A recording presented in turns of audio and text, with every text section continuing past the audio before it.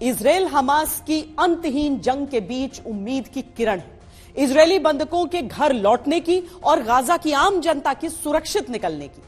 पर वर्तमान में संघर्ष की क्या सूरत नजर आती है और क्या अंजाम नजर आता है इस युद्ध के लगभग 50 दिन बाद, देखिए ये विशेष पेशकश। तो बीते 50 दिनों में गाजा में मौत का आंकड़ा 14,000 को पार कर गया। 10,000 से अधिक इमारतें जमींदोज हो गई। 43,000 से ज्यादा घर मिट्टी में मिल गए। 300 से ज्यादा स्कूल कॉलेज तबाह हो गए। 25 अस्पताल ध्वस्त या बंद हो गए।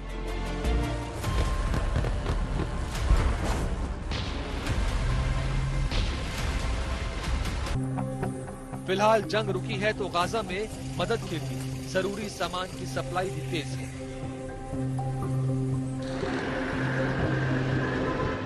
50 दिन बाद युद्ध विराम हुआ, लेकिन इस युद्ध विराम के बाद क्या होगा, ये अब भी बड़ा सवाल है और इसी से जुड़े हैं कई और सवाल।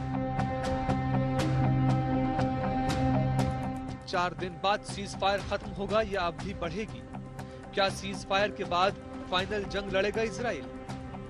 सीज फायर के बाद दोबारा शुरू हुई तो जंग कब तक चलेगी? इजराइल हमास जंग का अंत आखिर है क्या? ये लड़ाई अब अंतिम चरणों में है, क्योंकि अमेरिका बार बार इजराइल को चेतावनी दे चुका है कि यदि ये युद्ध लंबा चला तो वो इजराइल के लिए दिक्कतें खड़ी कर देगा। अमेरिका ने एक और बात स्पष्ट किया है कि अमेरिका और नाटो देश इजराइल की मदद पैसे और हथियार से करेंगे और अपना एक भी सैनिक इजराइल की धरती पे नहीं भेजेंगे इजराइल की मदद के लिए। इजराइल अच्छी तरह जानता है कि यदि ये युद्ध लंबा चला तो उसके आस पड़ोस के अरब देश किसी भी वक्त इजराइल पे हमला कर सकते हैं। इसलिए ये युद्ध का ज्यादा लंबा चलना अब मुश्किल है। हथियार अभी खामोश है, धमाकों से गाजा शांत है। अमेरिका, कतर, इजराइल के बीच कूटनीति का दौर चल रहा है। समझौते के 4 दिन बीतने के बाद क्या होगा ये कोई नहीं बता सकता। बेंजामिन नेतन्याहू ने युद्ध की शुरुआत से ही यह स्पष्ट कर दिया था कि किसी भी कीमत पर रियायत नहीं बरती जाएगी। युद्ध विराम के सवाल से सीधा सीधा इनकार उन्होंने किया।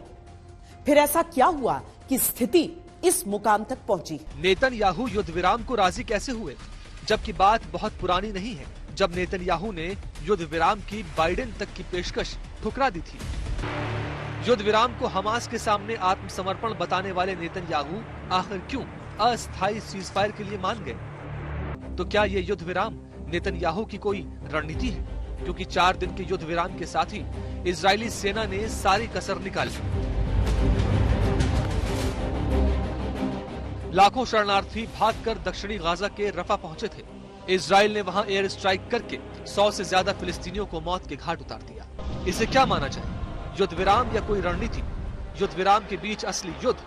अल शिफा अस्पताल के अंदर कार्रवाई जारी है। सुरंगों के अंदर इजराइल की सेना हमास के नेटवर्क को खंगाल रही है और निष्क्रिय कर रही है। दरअसल इजराइल के अंदर भी नेतन्याहू पर अपने नागरिकों की तरफ से परिजनों की रिहाई का लगातार प्रेशर था, तो इजराइल के लिए अगले चरण की रणनीति बनाना आसान हो गया। बंधकों की रिहाई से देश में लोगों के लिए अच्छी खबर, बंधकों के परिजनों में उनकी रक्षा का संदेश देना, युद्ध विराम का उपयोग गाजा में हमास के बचे नेटवर्क को तोड़ने में लगाना, अंतरराष्ट्रीय स्तर पर मानवता के लिए सीज फायर का संदेश।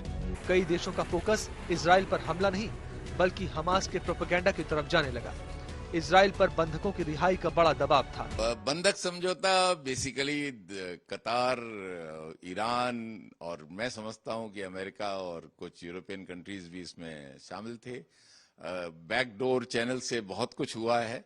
इजराइल के ऊपर जो प्रेशर था वो बेसिकली यही, जैसा मैंने पहले कहा कि कुछ निर्दोष इसमें मारे जा रहे थे। ऐसी जगहों पर उन्हें बमबारी करनी पड़ती थी जहां पे कि सिविलियन पॉपुलेशन काफी थी, डेंसिटी बहुत है, गाजा की पॉपुलेशन डेंसिटी बहुत है। तो इसलिए वो प्रेशर था कि केवल जो दोषी है, जिनके पास हथियार हैं, जिन्होंने ये अत्याचार किया है, जिन्होंने ये घृणित कार्य किया है, उन्हीं पे, और वो नहीं हो पा रहा था, तो इसलिए उनके ऊपर थोड़ा कि किसी तरह से उनके बंधक जल्दी से जल्दी वापस आए।